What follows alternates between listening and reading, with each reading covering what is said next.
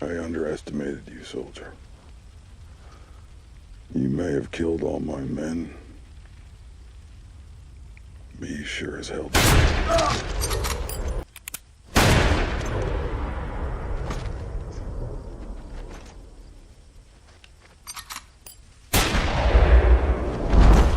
The Salvation, 2014.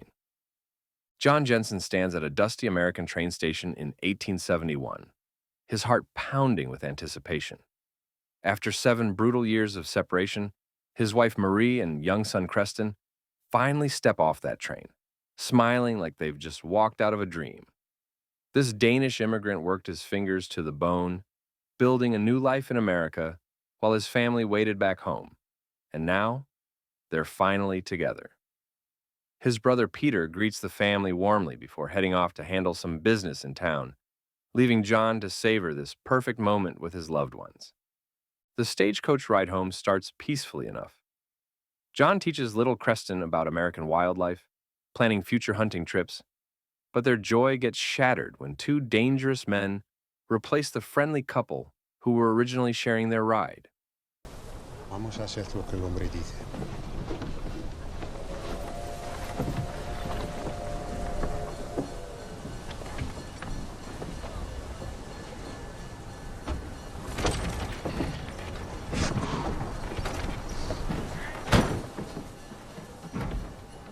One of them is Paul Delarue, fresh out of prison with dead eyes and a twisted smile. The other keeps his hand near his gun, like he's itching to use it.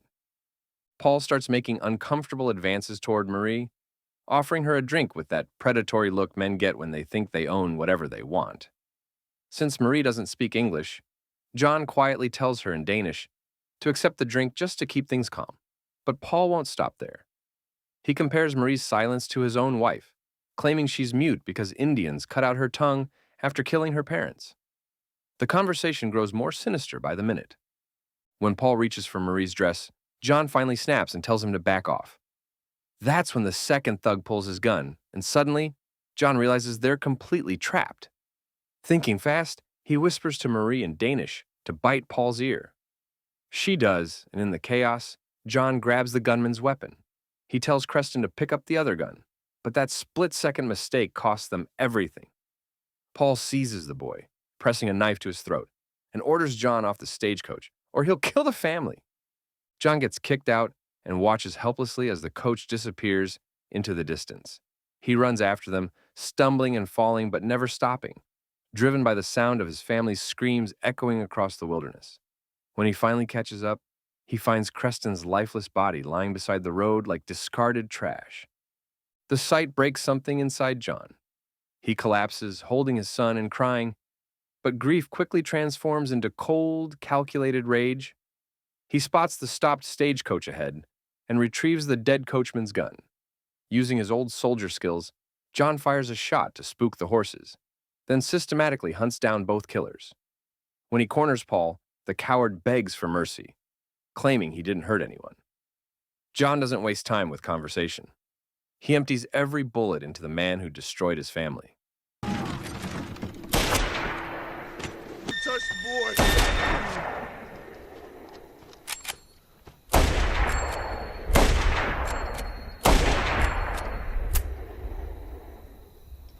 Peter arrives the next morning to find John weeping over the bodies of Marie and Kristian.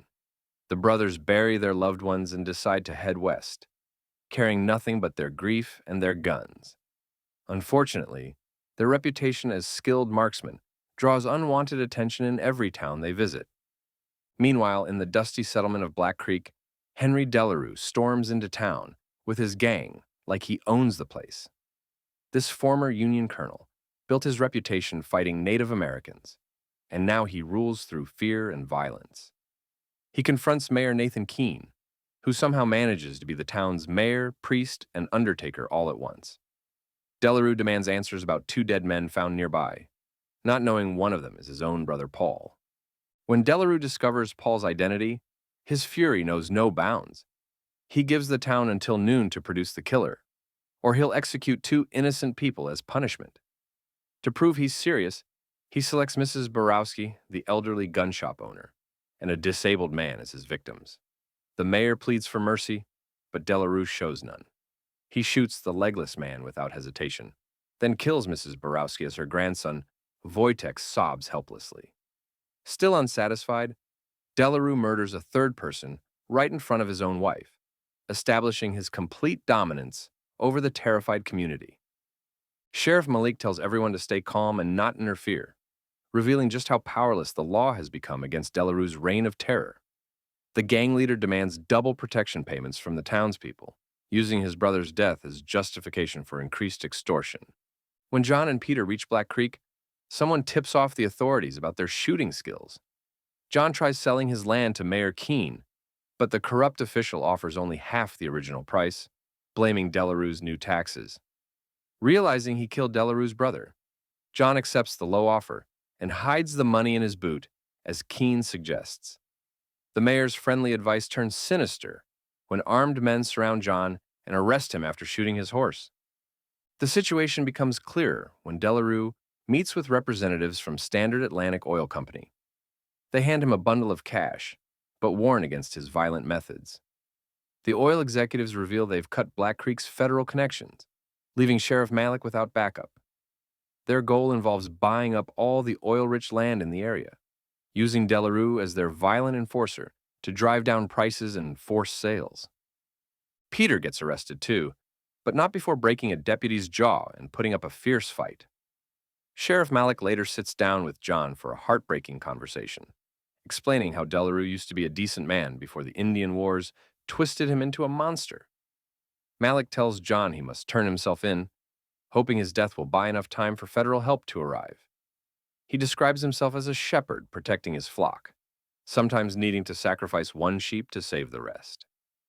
At sunrise, Malik hands John over to Delarue's men, who immediately beat him before tying him to a wooden post outside their headquarters. When Delarue arrives with Madeline, Paul's mute widow known as Princess, John tells her that her husband murdered his child and assaulted his wife. Delarue silences him with a brutal punch, then leaves him to die slowly in the desert heat while vultures circle overhead. Mayor Keene arrives, but instead of helping, he steals John's boots and hidden money before greeting Delarue by his first name, revealing their partnership. Meanwhile, Peter cleverly provokes his guard with increasingly vicious insults about the deputy's appearance and family, until the man gets close enough to knock him out. Peter escapes just as John's situation grows desperate. That night, rain pours down on John's weakened body, but Peter appears to rescue his brother. They shoot their way past several gang members, but John falls from his horse during their escape. Peter hides him behind a rock and uses himself as bait to lead the pursuers away. When John awakens the next morning, he finds one of Delarue's men dragging Peter's lifeless body behind a horse. With his last family member gone, John's face shows nothing but cold determination.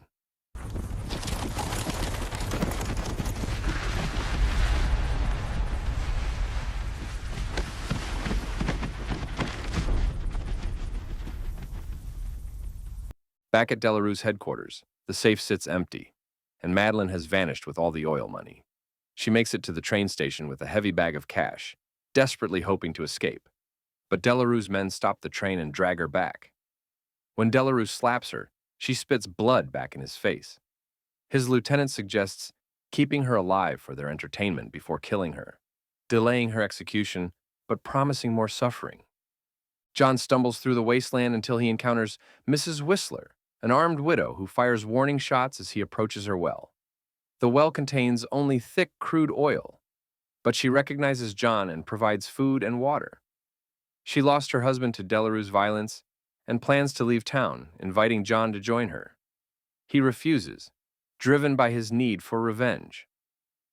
That night, John forces Mayor Keene at gunpoint to return his stolen property. Under interrogation, Keene reveals he's been handing over land deeds to Delarue, helping him systematically acquire the entire town. John makes Keene lie in an open coffin while questioning him, terrifying the corrupt official into confessing everything. At Mrs. Borowski's old gun shop, now run by her grandson Wojtek, John gathers ammunition and flammable liquids. He tells the boy to inform Sheriff Malik about the conspiracy between Keene and Delarue. When Wojtek learns John plans to face the entire gang alone, the vengeful grandson insists on joining him to avenge his grandmother's murder. John's assault begins with psychological warfare. He places Keen's dead body in a coffin as a decoy, which Delarue opens and orders burned. Wojtek starts a bonfire nearby, while John picks off gang members from his hidden position. The boy climbs to a rooftop with more flammable supplies, but the creaking wood gives away his location. A thug follows the sound upstairs, where Madeline is being held captive. Wojtek wounds the gangster, but gets shot and killed in return. As the thug lights a cigarette celebrating his kill, spilled fuel ignites and sets the entire building ablaze. John spots another gang member dragging Madeline from the burning structure and shoots him in the leg, sending him tumbling off a ledge. But John makes a critical error by stepping into the open, forgetting about Delarue himself. The gang leader shoots John, knocking him down and standing over him mockingly. Just when it seems over, Madeline appears and shoots Delarue twice without hesitation. John finishes the job with a fatal shot to the head. For a tense moment, John and Madeline point guns at each other before silently lowering their weapons. They recognize each other as survivors rather than enemies, both having lost everything to the same monster. Sheriff Malik arrives with backup, thanking John for saving the town, but tensing when he sees Madeline. John declares she's under his protection, and facing two determined people with nothing left to lose, Malik wisely backs down. As peace settles over Black Creek, the quiet man and the silent woman mount their horses and ride away together. They've both endured unimaginable loss and found justice through violence, now beginning a new chapter bound by shared trauma and mutual understanding. Their future might be filled with silence, but it's a comfortable quiet born from knowing they've survived hell together. Thanks for watching till the end. Your support keeps us going and helps us bring more awesome stories to life. Don't forget to subscribe, like, and stay tuned for the next movie on Addict Recap.